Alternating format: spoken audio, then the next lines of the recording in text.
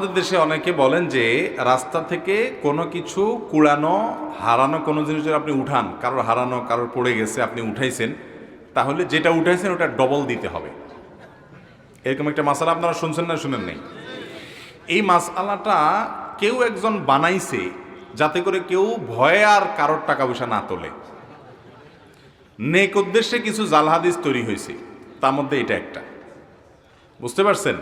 অথচ কোরআন হাদিসে কোথাও কথা বলা হয় নাই। তা আপনি এক কাঠি আগ বাড়িয়ে কেন এরকম নিজের মন গড়া মাসআলা বলবেন? এটা জায়েজ নাই, গুনাহের কথা। এ ধরনের কথা বলা যাবে না।